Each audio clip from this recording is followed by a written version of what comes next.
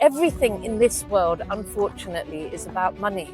And if you don't understand how money flows, where it comes from, and how you can multiply it, you're actually always going to be at a disadvantage. I think everyone, from kids to adults, should learn the basics of accounting because it helps you just understand how you can multiply your money. Can you share a defining moment in your career that significantly impacted your professional path?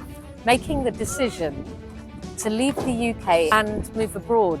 I was in my comfort zone in the UK. Yeah. I knew how it worked, I knew what was going on, and I wanted to do something different. And that was the best thing I could have ever done. And you know, it's the one thing that I'd say to everyone is go live abroad. Go live in a different country because it teaches you so much about, you know, a different way of life. You realize that your way of life is not necessarily the best. And you learn new things, and you humble, I think, as a person. I lived in Romania, Poland, Hungary, Czech, Slovakia, Ukraine, Serbia. I've lived in India. I've spent a lot of time in Vietnam, in Sri Lanka and other parts of the world. Growth doesn't happen when you're in your comfort zone. Growth happens when you take yourself out of your comfort zone. Vandana Saxena Poria. That's me. You've got an OBE from the Queen. I have an OBE from the Queen. You are an author. I'm a published author with Penguin. With Penguin. You have done a lot of TED Talks. I've done 2 TED Talks, TEDx's, yes. And founder of the Human Alarm Clock. Yep, and I've been a serial entrepreneur. There we go, a serial entrepreneur. Yeah, I've opened 3 companies. Okay, what's the companies? So the first one that I opened was a training company in Eastern Europe that got bought out by a listed company a year later. Second one was a company called Get Through Guides that I exited from in 2017. And the third one is the Human Alarm Clock. Okay. Questions. Are you ready for my questions? Yeah. I'm ready for your questions, Are you Blue. sure? Yeah, well, no. Cool. So the first one is about Yes. your career, your Yes. journey and insights. Yes. What inspired you to pursue a career in accountancy, Yeah. and how did you get started in this field? So the honest truth is I never wanted to be an accountant, ever. I do know that. Like, who would want to be an accountant? Nothing wrong with the profession. It's done me well. But as a teenager, I did not want to be a chartered accountant. And what I really enjoyed doing was DJing on local radio. And that's what I did while I was doing my degree. As you can probably imagine, with Indian parents, they were not happy. They said doctor, lawyer, or accountant. Anyway, I managed to persuade them to let me take a year out. And during that year out, I worked full-time for the radio station.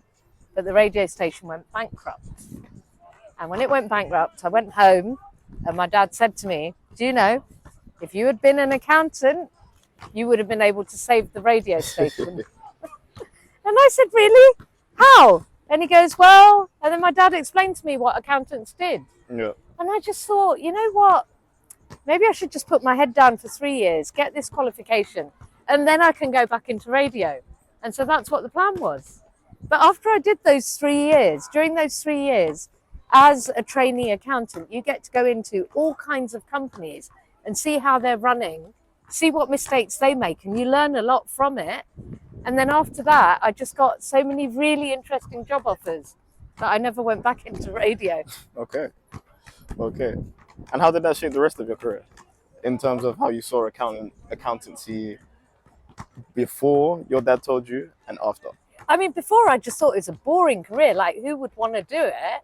Yeah. After, I just realized if you don't understand, everything in this world, unfortunately, is about money.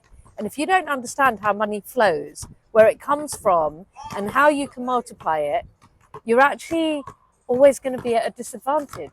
Yeah. And I think that was the biggest thing. I think everyone, from kids to adults, should learn the basics of accounting because it helps you just understand how you can multiply your money. Okay. Can you share a defining moment in your career that significantly impacted your professional path? Yeah. Making the decision to leave the UK and like to leave this. London and move abroad. Like I moved to Bucharest in Romania in 1996. It was a long time ago, way before most of you were born. But the point was, I went over to Eastern Europe for two reasons. I was in my comfort zone in the UK. Yeah. I knew how it worked. I knew what was going on. And I wanted to do something different. And that was the best thing I could have ever done. And, you know, it's the one thing that I'd say to everyone is go live abroad. Go live in a different country because it teaches you so much about, you know, a different way of life. You realize that your way of life is not necessarily the best. And you learn new things and you humble, I think, as a person. And I think because I did it once, I realized I could do it again. And each country, I lived in Romania, Poland, Hungary, Czech, Slovakia, Ukraine, Serbia. I've lived in India. I've spent a lot of time in Vietnam, in Sri Lanka and other parts of the world. And it has just been the most amazing experience. Yeah. So I think that decision to move abroad, and you might turn around and say, oh, I can't afford it. Do you know what? You can. You don't have to earn a lot, but if you're determined to do something, you'll do it. Yeah. It might even be just changing cities, but it's worth doing. Yeah. Okay. That seems like a big risk, a very big risk for most people. Yeah. So my question to you is, before making that decision, was it an easy decision? Was it a decision where you just got up and thought, I'm just going to do it? What was the driving factor of that decision? It was a really difficult decision. It was probably one of the hardest decisions of my life. I had friends who were Romanian, so I knew that I knew people over there. Yeah. But it was really scary. You know, when I got that job offer, so I did get a job offer to move abroad. But back then, like, we didn't have the internet. We didn't have WhatsApp or Snapchat or Facebook or anything, right? Yeah. So it was... That must have been like even worse. To make a phone call. Oh my gosh, it was so expensive. It's like £3 a minute, right? Back then. So yes, it was very frightening. Was it easy? No, it wasn't. My first 6 months, I was sick all the time. And now looking back with everything I know, I was sick because I was uncomfortable. I didn't know if this was going to work, whether I was going to be able to adjust to the country or anything. But you know what? Growth doesn't happen when you're in your comfort zone. Growth happens when you take yourself out of your comfort zone. Amen. What has been the most challenging project or task you have worked on, and how did you overcome the challenges? The most challenging, I think, was deciding to give up a job and start my own company, right? Back then, which was 97, 98, the word startup or entrepreneur really hardly existed, right? It was like I was leaving a secure job where I was earning money and I was going to a place where I didn't know if I was going to make money. So I think that was probably, you know, sort of the hardest. But again, this is where my background as an accountant was really helpful, because I sat down and I said, okay, this is the amount of money that I'm going to need to bring in. Yeah. I started a training business. Yeah. So I was like, I would need this many students. If I've got 25 students, I can survive, right? And so what I did before I left my job, I made sure that I had 25 students, right? Okay. And then, so I was setting up a training company which trained people in corporates to do their jobs better, right? And taught them the basics of finance. And so once I got those 25, then it was like, okay, if I want to go back to the kind of salary I was on before, I actually need 75. How am I going to get 75? And so it was step by step. It was the planning of, these are my expenses. This is how much money is going to come in. There's going to be a cash lag between me getting the money and me having to spend all this money. How am I going to bridge this? And it was breaking it down, and it was chunking it and saying, if I do this, then I can afford to do this. If I do this, I can afford to do this. Okay. And me and you have had a lot of conversations about love. Oh, yeah. About love, in terms of, well, we know what it's about. Yeah. How, with the what we just spoke about, Yes. where was the love in the breaking down? Sorry, leaving your job Yeah. to go into what was it? Into setting up this training Into business. setting up the training business. How Yeah. much love do you think you had towards the training business? What do you think it took?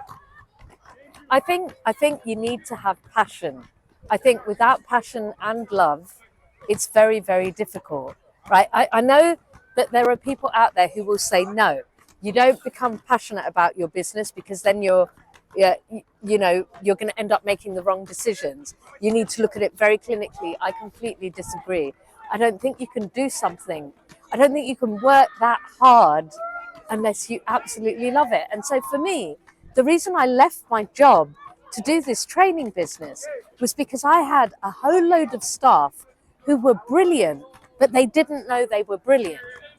Right. And it was like, when I met you, Yeah. right, you were in that classroom and we've been told, oh, all these kids who are here, and you are a kid for me. Yeah, it's okay. It's okay. All these young people who are here, right? They're disadvantaged. They're this, they're that. That's been screwed into their heads, right? But I don't see you or any of them like that. I see you as people who have got limitless potential, but you just need the right kind of training to put you in that direction. Yep. And what I found when I was working and I was with these young people, that as I worked with them and taught them what they needed to do, they just blossomed. And I thought, why am I doing that for a big corporate? Why can't I do that for loads and loads of people? And that was the passion for me. That was the love. It was like I wanted to see people like expand.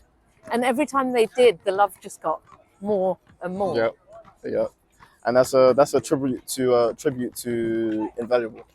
Ah. Yeah. So get your Invaluable packs now. I don't even know if you've published them or not, but They are in process now. well, then Yeah, there you yeah. go. Yeah. Yeah. Could you describe a particular achievement or milestone in your career that you are most proud of?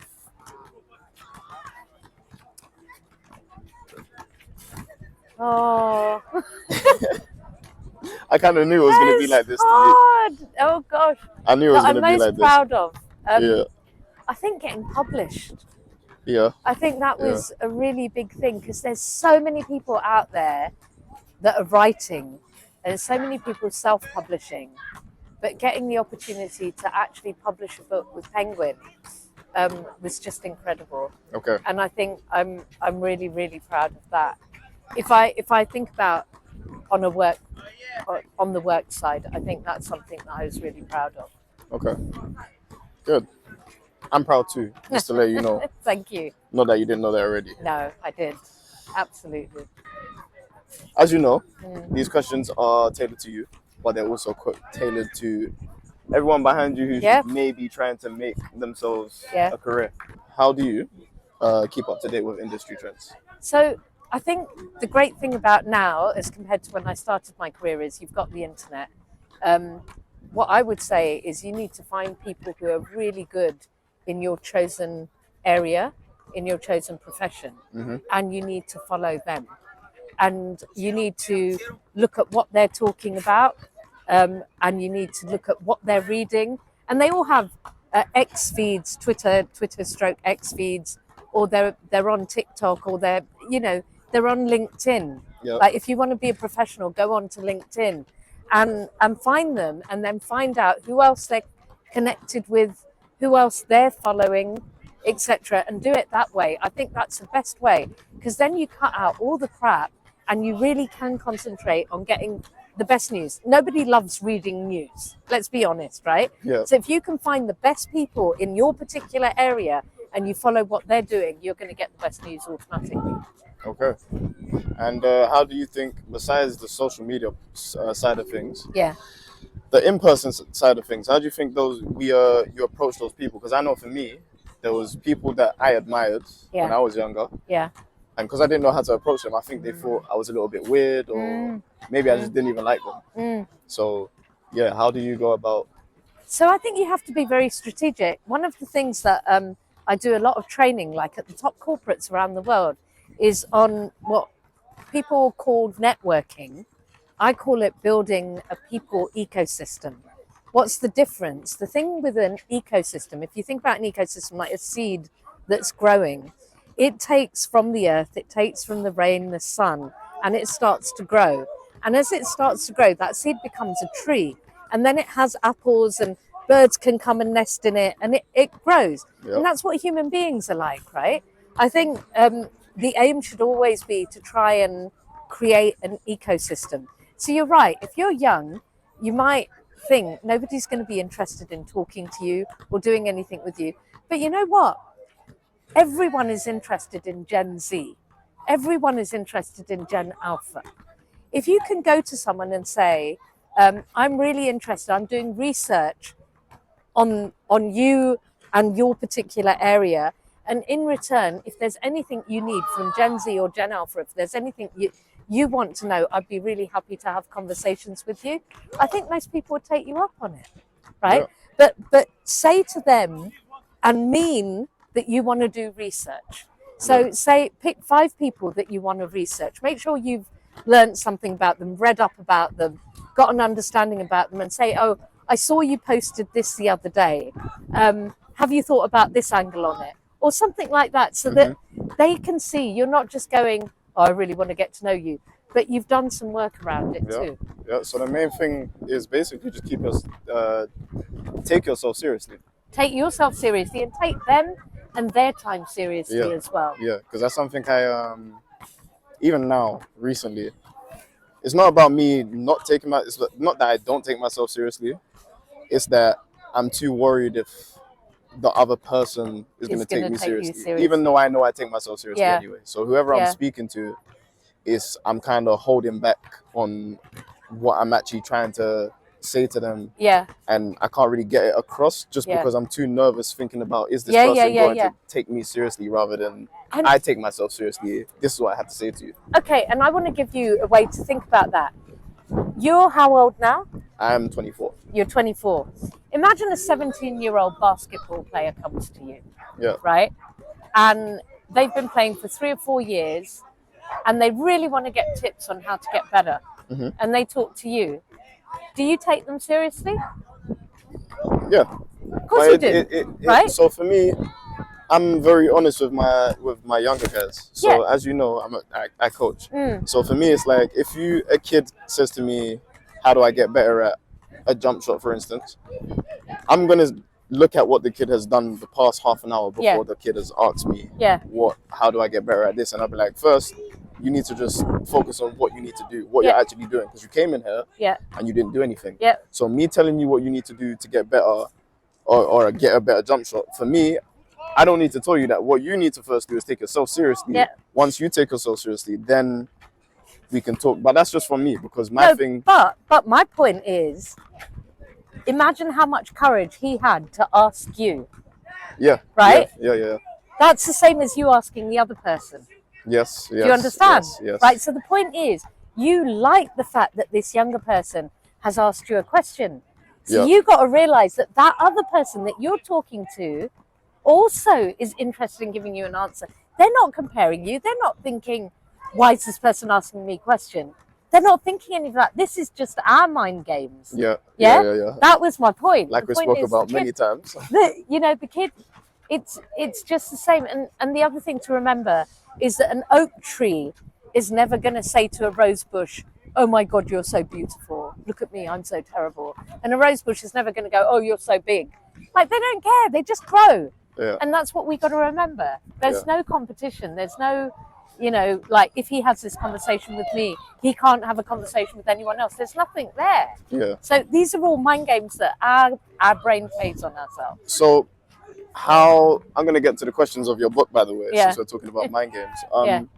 So how do we know when our mind is playing the games, and how do we know when it's us actually in control? So it's really, really simple. We have this little thing in the brain called the amygdala, right? It's a tiny little thing in the brain. All human beings have it, and actually animals have it too. So animals, basically, if something, they have their eyes on the sides, right? They have eyes on the sides because they're always looking, is something going to attack me, right? Now, the amygdala's purpose in their brain is to protect them from danger. So if they see something moving, what do? They either run away or they get kind of violent, right? Or they just go, oh my God, my life is over, and they just lie down. That's what they do. There's three things. It's called freeze, flight, or fright. Now, for human beings, we have that same amygdala, but we're not worried about a lion coming in here and attacking us. But another human being who's a little bit intimidating is the equivalent for the amygdala. And it triggers. So whenever you get that thought of, oh my God, I'm not good enough, what is that person thinking? You have to know that that's your amygdala. And all you need to do is say to your amygdala, in spite of you, I'm going to ask my questions, or I'm going to do this.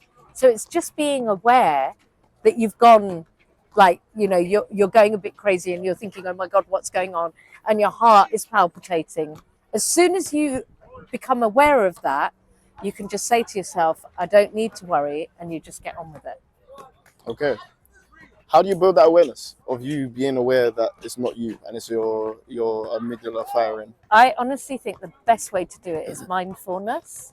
Mindfulness is a really simple activity. You can go online. There are lots and lots of sites, but there's one in particular which is called Palouse, which is Palouse, Palouse Mindfulness.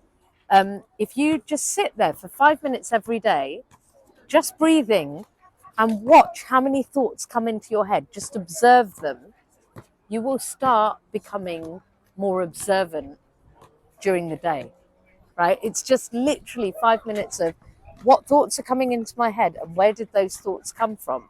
You spend 5 minutes a day doing that, you'll start catching yourself every time you're having these thoughts. So I think mindfulness is one of the best ways to do it. Quickly, and cheapest. What was the name of your book again? Just, we're going to put it on the screen somewhere over there. It's called Let Me Hijack Your Mind. Let Me Hijack Your Mind. And I'm going to give you some questions from that book. Actually. Oh, yes. Go for it.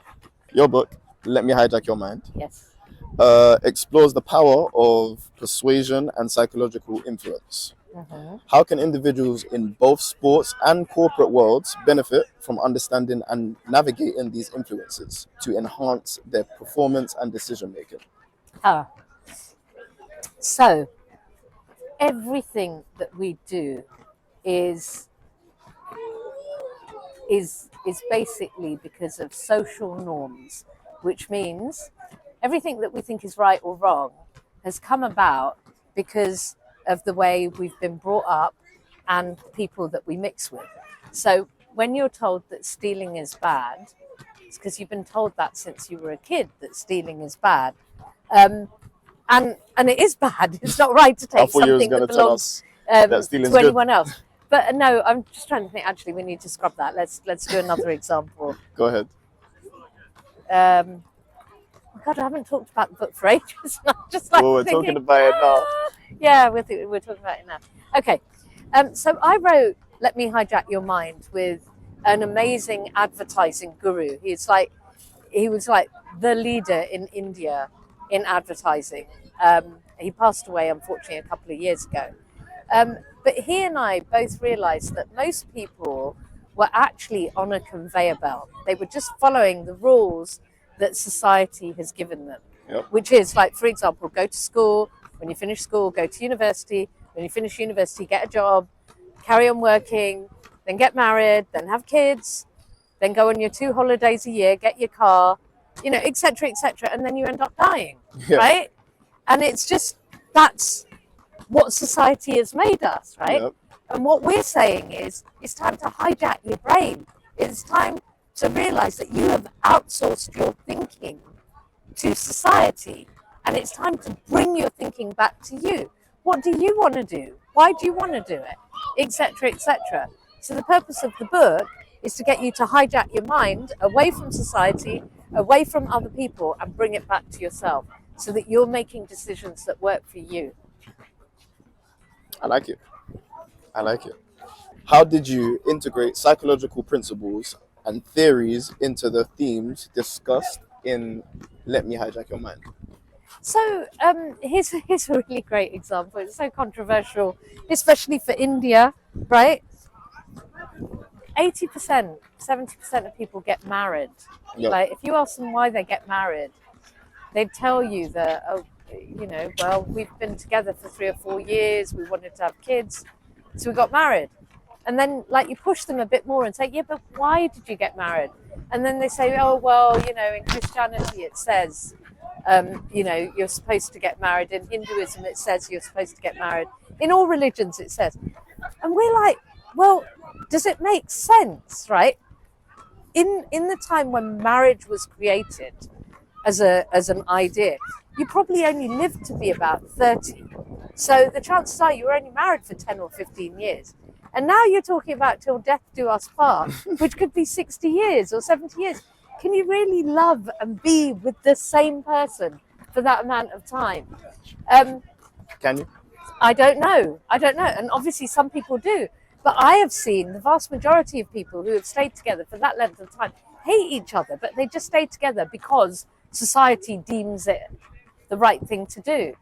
And so, you know, from a psychological perspective, again, it's going back to, actually, there's no social contract. Like, look at the animal kingdom. Most animals come together to procreate, and then they disappear. There's only like 2 or 3 species that actually mate for life. I did not know that. Penguins. Sorry? I did not know that. Yeah, that's true. It's true. Penguins do. And there's hardly any others that do. So are we trying to force ourselves to fit into something just because religion has told us in the past that this is the way to do things? Yep. So that's what we mean by kind of integrating psychological perspectives and saying, you know, does it make sense to do it? Why are we doing what we're saying, you know, what everyone's doing? Why do we do that? Why do we do that? Why do you think we do that?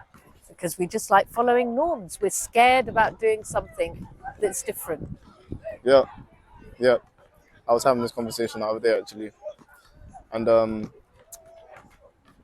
my theory was, as humans, we want to fit in. And I feel like we're supposed to fit in to a certain extent. Yeah. But where fitting in is the actual norm and not being something outside of the norm it's shunned upon. People don't like people that are themselves. Yep. It might make other people feel uncomfortable. Exactly. And my thing to my friend when we was talking about it was, I think it's just a thing that they don't even realize they're doing. Yeah. Because, like you said, it's a conveyor belt. Yeah. But certain people just have no clue what they're actually doing while they're doing it, if that makes sense. So now when we go back to cognitive dissonance, and what did you say about people, about getting, what was it? Being more mindful. Yeah. Most people are not mindful. They're not mindful. Even who they are. No. But they're mindful of who everyone else is. And I think you hit the nail on the head when you said people want to fit in. Oh. Blooper. You know, I think you hit the nail on the head when you said that people want to fit in. Yeah. And they'll do anything that they can to fit in. But what's ended up happening is we've set up these social constructs like family, community, and it's become restrictive. And most people are not happy doing what they're doing. So we're kind of like saying, if you're not happy doing what you're doing, then stop. And yeah, it might be uncomfortable. Growth is uncomfortable, but change. And when you change, you'll attract other people into your life that think differently, and you'll be able to do more. Yeah, I agree. And everything does happen for a reason. Mm-hmm. Which I'm finding out a lot recently. A lot. Hence why we're here. Yeah. Next question. What do you see as the most pressing issue related to cognitive manipulation and persuasion tactics in today's society, and how does your book offer insights or solutions in addressing these challenges? I think there's a few things. The whole influencer community. I'm not just talking about online influencers. I'm talking about influencers in society, you know, that say, oh, you should do it this way or you should do it that way. I think that's the biggest problem that we've got. People want to be sheep. They want to be part of a community, and they want to follow because they don't want to be ostracized from the community. I think that's the biggest problem today. And I think what the book does is the book asks you, it doesn't say that any of these things are wrong. It doesn't say marriage is wrong. It just says you need to ask yourself why you're doing what you're doing. Mm-hmm. And if it's truly making you happy. And if it is, great, go ahead and do it. But if it's not, what do you need to shift? Mm-hmm. So I think that's the biggest problem. And that's different for everybody, right? As in with the reasons. Yeah. Yeah, that's right. It's different. Okay. This one. Yes. What was your reaction when you found out you were receiving an OBE, and what does this recognition mean to you? Oh, goodness. I'll tell you the story. It was really funny. I was living in India, but I was actually in Bucharest in Romania because I was doing some training for one of my clients, KPMG. Okay. And I got a message from the British High Commission in India, and it was a message that I had to urgently phone the Deputy High Commissioner. So I thought she would be in India, right?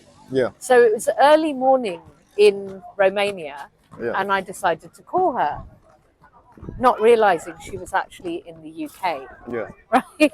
So I was calling her at 7 a.m, Romania time, which was 5 a.m. in the UK. Oh boy. So I phoned her up. So I woke her up, and she goes, "Hello," and I said, "Hi, I got this message to call you." And she goes, "Oh, it's a bit early." And I said, "Oh, where are you?"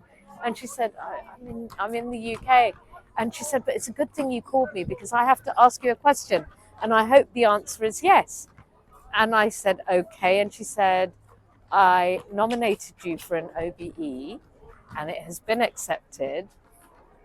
I would like to know if you will take the honor, because some people refuse it, right? Yeah. So you have to be asked." And I was like, "Oh my goodness!" And she said, "I didn't ask you for an expletive. I asked you, would you take it?" And I was like, "Yes." And she said, "Great." She said, "Because I have to phone Downing Street this morning by 9 o'clock to confirm." And I was just blown away. I really had no idea that what I'd done in India had meant so much to the UK government and to the royal family that I would get an OBE. And it was for services to trade and investment with India. So basically I did a lot of work to promote the relationship between UK and India. And off the back of that, lots of really amazing things happened. So, I mean, I was just blown away. Even now, it's like 15, 16 years ago, but I still remember it like it was yesterday. And I'm still very honored that I have it. Okay. And what impact did it have on you? How did you feel? What was the emotions? Oh my gosh, the emotions were just like, I can't believe I've been honored. Like, I mean, I still feel very emotional when you know, because it is a really big honor. I know lots of, you know, when I got it, I think I was one of the youngest Asian females that had ever received the honor. So it was massive. So yeah, I was extremely emotional, and taking my parents to Buckingham Palace when I got the medal was just, you know, probably the nicest thing I could have ever done for them in my life. Yeah. So it was pretty incredible and pretty special. In terms of how people do react very differently to me. Like when they meet me, they're fine, but when they hear that, if they find out beforehand that I have an OBE, like they're kind of like, they treat me slightly differently, like with this reverence and respect, and I'm like, hey, I'm just Vandana. I'm still human. I'm still human, exactly. But it is nice, and it helps open doors. There's no doubt about that. Mm-hmm. And if I need to speak to someone, I can pretty much always get an appointment to see them or speak to them, partly because of the honor and partly because of the things I've done in my life. Okay. That's amazing. Yeah. Thank you. You're very welcome. Thank you. You're very welcome. Oh my gosh, even me, I'm kind of I haven't heard the story like that. I haven't heard the story like that before. Yeah. I haven't heard the story like that before. How has receiving an OBE influenced your work and personal life? It's it has been really helpful in opening doors to get to see. People take me really seriously when they hear that I have an OBE. Yeah. It's kind of like it's an accreditation. It's almost like going to Oxford or Cambridge, right? You know, Yeah. it gives you that kind of leverage, I guess. And obviously, you're then, you know, with great power comes great responsibility. So Yeah. you don't abuse it either. Yeah. Because you realise that you're holding it up not just for the crown, but for Indians. Like, you know, so it's quite a big deal. And I've always stayed in supporting others. So a big part of my life is supporting others. And I've always done that. And I continue to do work in the UK-India space. Mm-hmm. And I also continue to support entrepreneurs, underprivileged people, and animals, actually, as well. Animals, I didn't know that. No. Yeah, I support some dog charities and cat charities in India. Yeah. Okay. It's getting cold. Well, it's not getting cold, it's getting windy. Can you share the story behind the work or contributions that led to you being honoured with an OBE? Yeah, I can. So when I moved out, so it's a longish story to how I got there, but it also shows the way the UK government watch you or observe you, right? And the crown and the family. So when I moved to Eastern Europe, to Bucharest in Romania,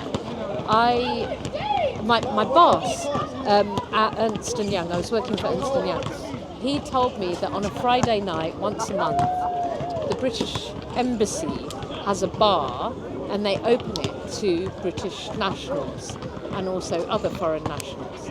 And he asked me if I wanted to come. Now I was like, where would I go? Why would I go? But I just thought my boss has asked me, so I should go. Yeah. So I went. And it was really uncomfortable. It was like I was the youngest one there by at least 15 years. And, you know, I got my drink and I'm sitting at the bar and like all these people are talking about politics, business, everything. And I didn't know why I was there. I really didn't know why I was there. And I felt really uncomfortable, but I met some interesting people. And the next month he asked me to come back. And I met some more people. After 3 or 4 of these, I got to know some of the people at the British Embassy in Bucharest. And one of them said, we've got a delegation coming over from the UK. Would you share your experiences about being an expat working in Romania? So I did. And so over time, what ended up happening is I ended up becoming really well known in the British-Romanian kind of sort of like circles. Now, when I moved to Poland, I started to get involved with the British Chamber of Commerce in Poland as well.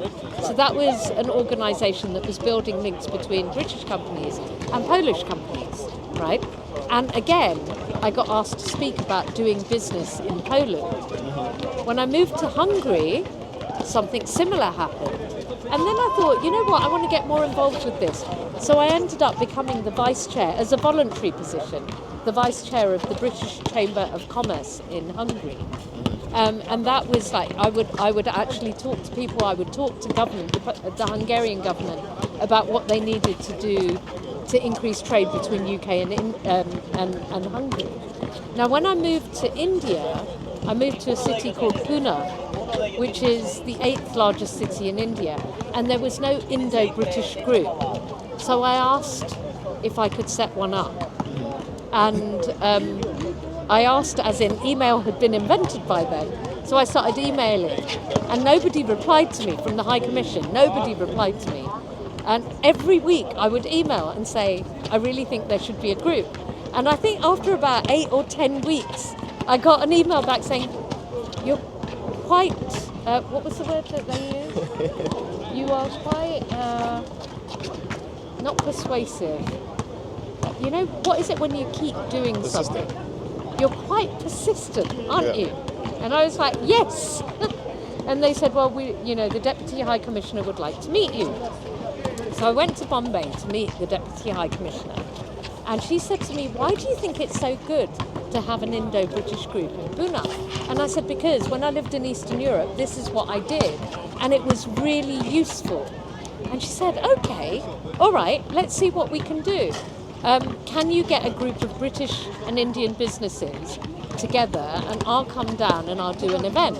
And I said yes. So I got on the phone to everyone that I knew and I got 100 people in the room who were all part of the UK-India corridor. And she was blown away, this Deputy High Commissioner. She's the one who nominated me for the OBE. But the real reason I got it was a couple of years later, Bill Clinton was coming to India, and all the newspapers were covered with Clinton is coming to India and he's bringing this big delegation. And I rang up the High Commission and I said, I don't get this. Britain does twice the amount of business with India. Why are the Americans getting so much publicity? And they said, because they're really good at publicising. And I said, well, why aren't we? And then the Deputy High Commissioner again said to me, well, what would you do? And I said, I would organise a big conference. And she said, and who would you have at it? And I named like all the big Indian kind of conglomerates. And I said, I would get all of them and I would get them all speaking about their relationship with the UK. And I would get ministers over from the UK to speak about the Indo-British relationship. And she goes, okay, let's do it. And I went, okay. And she said, yeah, I want you to lead it. And I was like, okay. But I did. And we got everyone there. And off the back of that, a lot of business happened between UK and India. And that's how it happened. It was because of that. That's even more amazing. Yeah. I can't believe I don't know that story. I'm learning a lot. That I thought I would have known already. Yeah. Oh, cool. Vandana. Yeah. Please. What legacies do you hope to leave behind through your work and contributions? Oh my goodness, that's a big question. You can take this. You can take this. Oh. So for me, Reese, one thing that's really important to understand is I don't give a damn about my name, right? I think the legacy that we should all be thinking about leaving is ideas. People will be forgotten, but ideas will live on. And I think one of the biggest ideas that I want to leave everyone is this idea that in any one moment you can have any number of thoughts, right? You can beat yourself up about something that happened yesterday. You can be angry with someone. But every single thought you have influences the next thought, right? So if you're angry, then the chances are the next thought that you have is going to be angry or negative, right? I think we need to elevate our thoughts, right? And so if in this one moment you can choose to have any thought, make sure it's a thought that elevates your future actions, not decelerates them. Okay. How do we monitor? Well, you already told us how we monitor our thoughts, but how do we replace the negative ones with positive ones, especially if we don't actually believe the positive ones? Because I think me and you have had a lot of conversations about belief systems. Yeah. So how do we dismantle those belief systems in order to replace them with more positive belief systems? I mean, that's a great question. And the first thing that we have to understand is it's going to take time. We are work in progress until the moment we die, right? So we may be able to replace some belief systems, but others will keep, you'll start discovering others. It's like peeling an onion, right? But the point is, the more you shift your thinking, the more aware you are that I'm having these negative thoughts, the more you will start shifting. Our brains are what we call plastic. There's neuroplasticity. And neuroplasticity is basically saying, even in this moment, if you don't believe in that positive thought, it's okay. But if you keep thinking those positive thoughts, eventually your body's pattern will change and the resonance will move towards being positive. It is just going to take time. It doesn't mean that you live in fairyland all the time, right? You're allowed to be upset, you're allowed to be sad, but what you do is you say, yeah, I'm upset at this moment and it's okay. And then you move on. I think that's one of the legacies that I want to leave behind. And the other one that I really want to leave behind is this idea of equity, right? Every single person who's here, every single person on this basketball court is as good as me and as bad as me, right? We are all the same.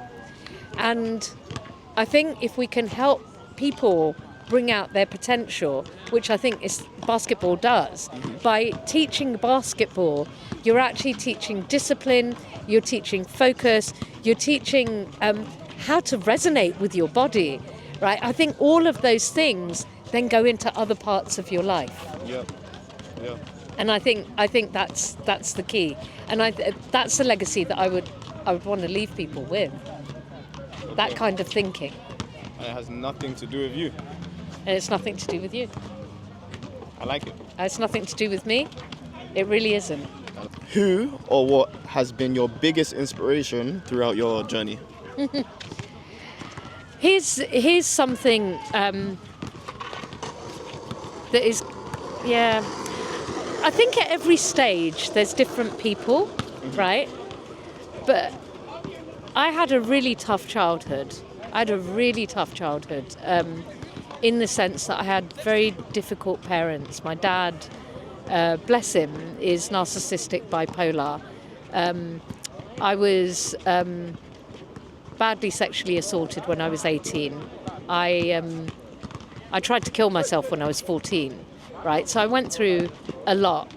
But at every stage, what got me through was my own belief, my belief that I could change things, that I could get myself out of this mess. So I think one of my inspirations was that the universe is huge, and the universe itself has been a huge inspiration for me. I'm not going to say God, because what is God? But what I'd say is we're here in this universe, and I think the universe is a huge inspiration. My mum is a huge inspiration for me. She's been incredible. She is progressive. She's still progressive. She's 80 and she's still fighting. She's fighting Parkinson's at the moment. She spends 2.5 hours every day doing exercises just so that she can maintain living independently. And my kids are great inspirations for me as well, because I look at them and I think, I want to make you proud, and I want to be a role model so that you have something that you can think, I think in this day and age, it's very difficult to find, who your North Star is, or what you want to, who you can really trust. Everyone's got bad points and good points. As much as possible, I want to be that role model for them. So I'd say they're my inspiration too. Yourself, your kids, and your mother. Yeah.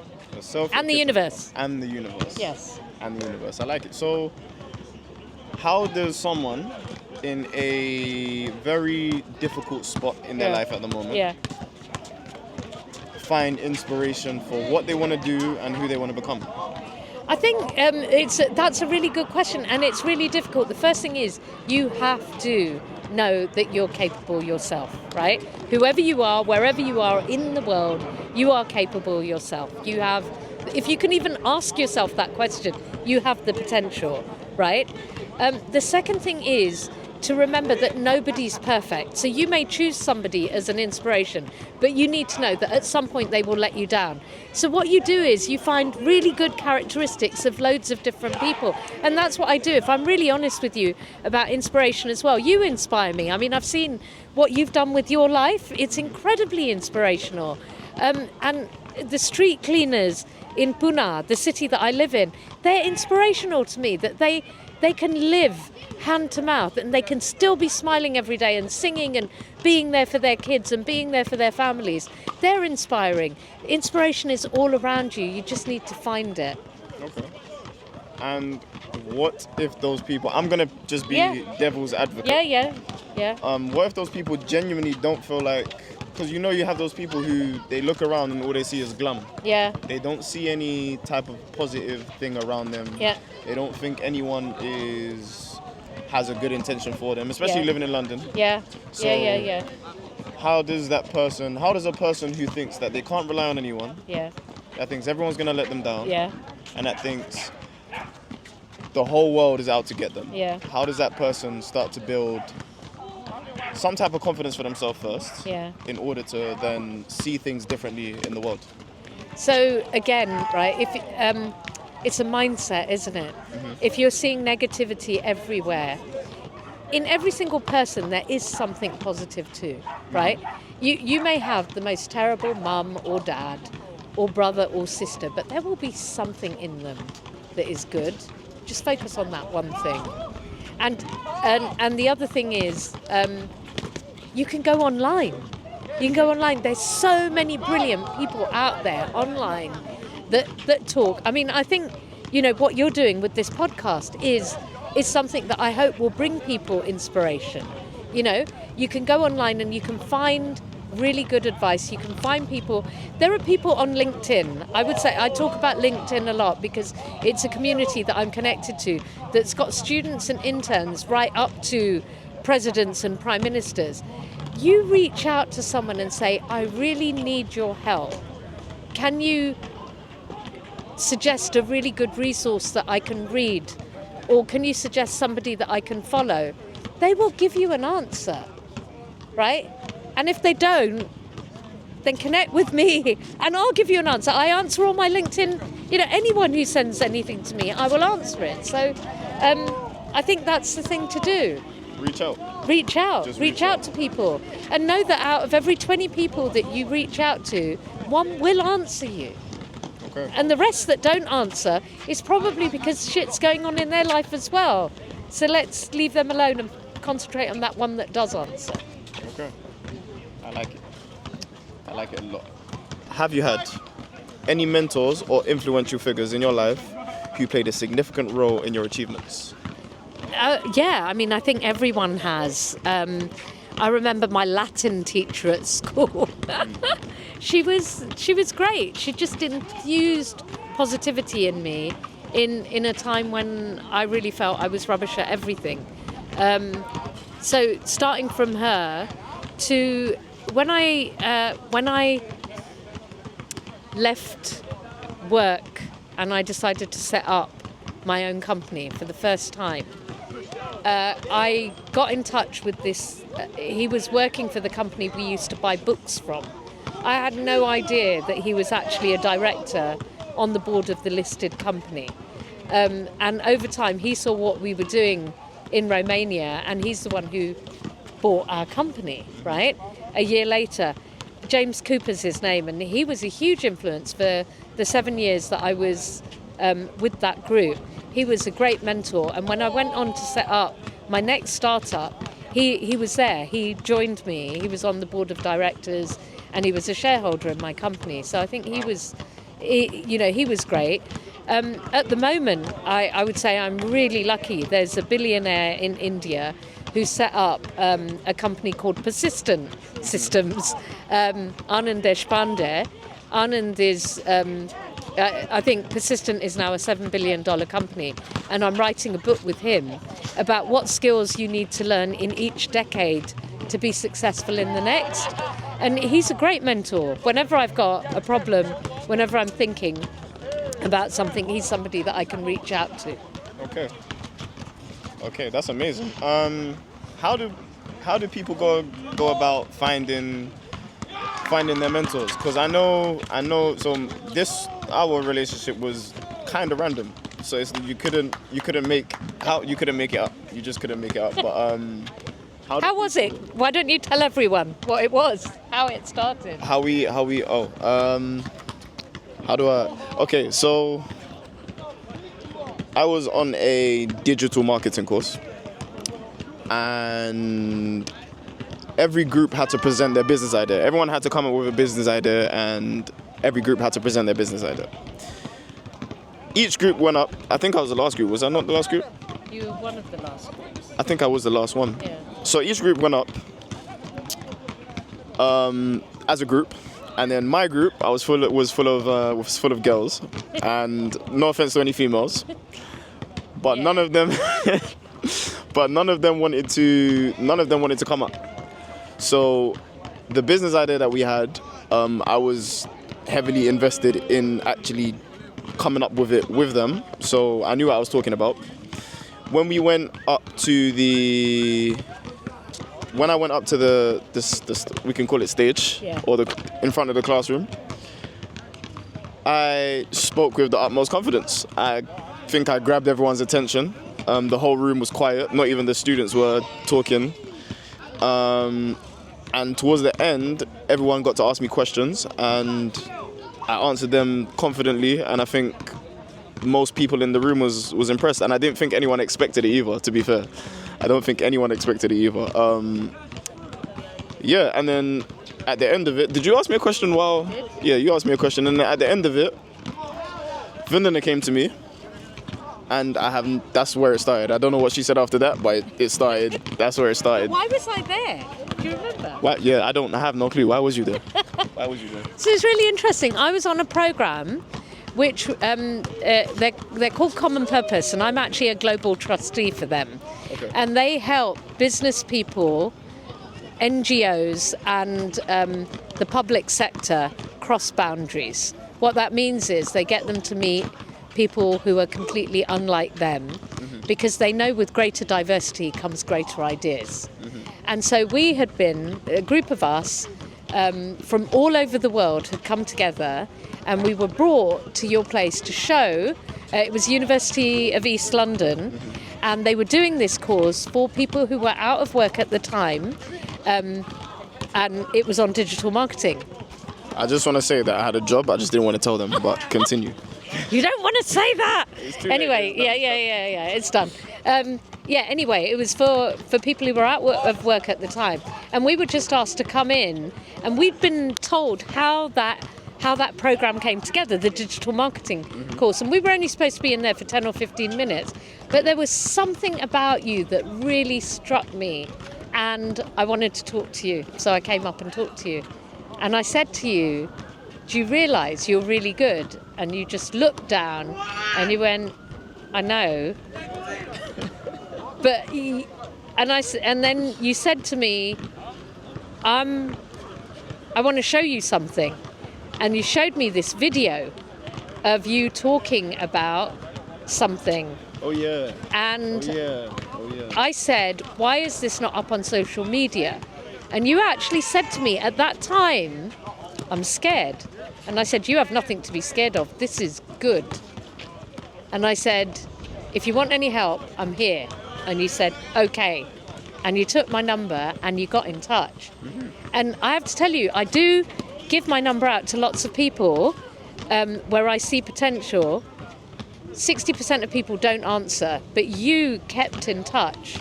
And it was incredible. Thank you. Thank you. I don't know what to say to that. I'm just smiling. So how does someone how does someone go about getting themselves a Vandana? So this is interesting, because this is part of the book that I'm writing with Anand. Are we allowed to say the name of the book or not? Well, we're kind of like, it's in progress at the moment, like what the name's going to be. But in the book, we talk about mentors. Mentors don't just drop out of the sky, right? You have to go looking for them. And you have to start building a network. So you don't know that someone could be a mentor, but all these people that you approach on LinkedIn, your old teachers, anyone that you find that you have a rapport with can become a mentor. They don't have to be older than you. I'd say in lots of ways you're a mentor for me. You're helping me understand a generation that I don't understand very well, etc. So the first thing you have to take out of your mind is they have to be older, they have to be wiser, they have to have more experience. No, that's all rubbish, actually. They just need to be somebody that you feel you've got some kind of resonance with, and they need to be committed to talking to you on a regular basis. Now, that doesn't happen overnight, so again, it's about meeting someone 3, 4, 5 times, having some good conversations, and then saying, I've got this particular area that I'm interested in. Can you mentor me for a few weeks on this area? And that's how I think that's the best way to get it started. On the topic of resonance, Yes. because I remember I had no clue what that meant until you taught me what that meant. Yeah. So do you want to tell everyone what resonance and dissonance means and how you could use it to your advantage? Yeah, okay. I think resonance is all about, like when you meet somebody for the first time, you either feel like, I really want to get to know this person, or you feel, I'm not sure about this person. When you feel that I really want to get to know someone, that's resonance. Like, if you hear music that you really like, that's resonance. So anything that you really like, what happens is you have a natural vibration of your body, and for whatever reason, that music, that film, those people resonate with you, which means you feel kind of happy. Now, when something doesn't agree with you, there's dissonance. You kind of go like this. When you hear music that you don't particularly like, when you meet people that you don't particularly like, there's dissonance. Now, how can you use it to your advantage? Well, especially with dissonance, most of the time there's dissonance because there's something that you don't like in that situation. Rather than saying that person is bad, try and work out what it is that's triggered in you. So it might be that you don't feel that they're being respectful, you don't feel that they're being trustworthy, but you'll find that they're not being something, and that's causing the dissonance. I think that's probably the simplest way that I can explain it. Yeah. Does that make sense? Yeah? What are your future goals or projects that you are looking forward to pursuing? I feel like I know all the answers to this question. The biggest one, Reese, you know about this. I am writing a fantasy science fiction series called The Ojus Chronicles. And it's about a girl who's grown up in a small city in India, and she finds out that her parents are actually from other planets, and they've been sent to Earth to figure out why humans are intent on killing themselves. And the whole reason I started writing this, and I've got all these other planets, is because I just think we're living our lives so badly at the moment, and that we could be much happier if we changed the way we're living. So to give you an example, like when I talk about humanity's intent on killing itself, a lot of people will think I'm talking about the environment and all the stuff we're doing for the environment. But I would say, and I know this is controversial, but I would say that I still think that women are really badly treated in our world. I think the fact that women can't go out at night because they're so worried that they might get attacked, I'd be saying we need to keep the men at home and let women go out. Do you know what I mean? Right. But why is it that hasn't happened as a rule? Yeah. It is because we live in a male-dominated society. So when I tried to kind of like tackle this in my science fiction series, I came up with this idea that Ojus, who's my main character, she finds out that her mum is from a planet where any baby that dies on Earth in the womb or within 11 minutes of being born, its soul or energy goes to another planet and is born there. But because we're killing so many female babies, believe it or not, in India, China, South America and Asia, that planet is and always has been 80% female. If you think that 80% of our history on Earth has been written by men and about men, 80% of religion, 80% of art, literature, everything you can think of has been really dominated by men, what if it had always been 80% female? Would you have work 9 to 5, Monday to Friday? You just wouldn't, because women would never work that way, because they'd be thinking about their kids, they'd be thinking about their families. Would you have women doing 90% of the housework and men doing 10%? You wouldn't. If it was 80% female, there would be a lot more equity there. So in this science fiction series, what I've tried to do is build planets where things are done very, very differently to our planet. And Ojus, my main character, gets to go and visit these planets, and she gets ideas from all of them about how we can make Earth better. So that is my big project. I've been working on it, believe it or not, for 15 years now, building those planets and building the thing, and it is going to see light of day next year. It's going to be out next year. So that's the main thing that I'm working on at the moment. That is an interesting book. That is a very interesting. I didn't know. You didn't tell me the part about if everything was 80% women. That is a very. I'm gonna have to think about that one. That's a very interesting outlook. Also, the other one, because you've got kids. You teach a lot of kids basketball. Imagine if there was a planet where everyone had to follow what the kids did. Oh yes, you did tell me that. Imagine, like, how happy that planet would be. Because think about kids, little kids. Yeah. Think about how happy they are all the time. And then we become miserable adults. Why? Because we have to follow all these social norms. Yes. So what if we just followed what kids did? How different could the world be? Find out next time on an episode of Ojas. Is it Ojas?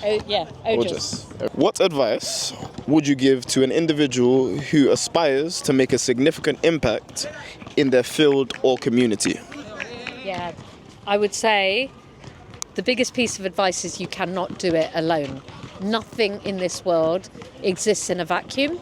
So surround yourself with other people who have got a little bit of passion and lead them, because that's what's going to make the difference. Nobody can do anything on their own. Yeah. Can you give us one quote that you think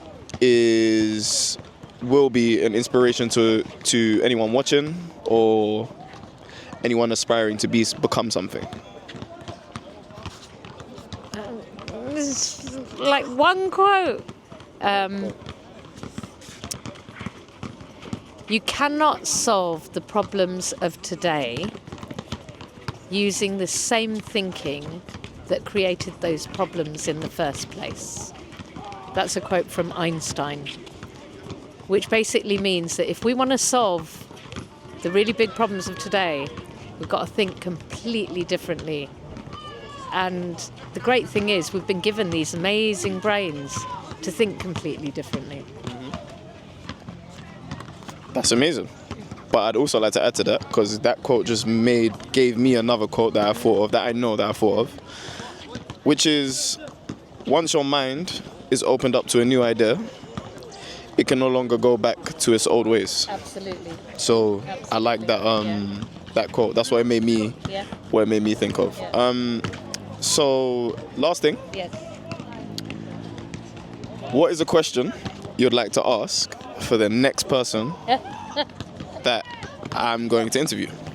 What is a question you would want to know from them, or that you think would be useful for all of these people to know? Take it away. What is the question for the next person? Yeah, it's how did you gain the confidence to do what you do? That's what I'd ask them. How did you gain the confidence to do what you do? Got it. That's going to be in my notes somewhere. But Vandana Saxena Poria. Is it Saxena? Saxena, sorry. Vandana Saxena Poria. Yes. Thank you for coming to the basketball court. Oh man, thank you for asking me to come. And I will probably see you soon. Yes. I'll definitely see you soon. So. For sure. Thank you. Thank you so much, Alan.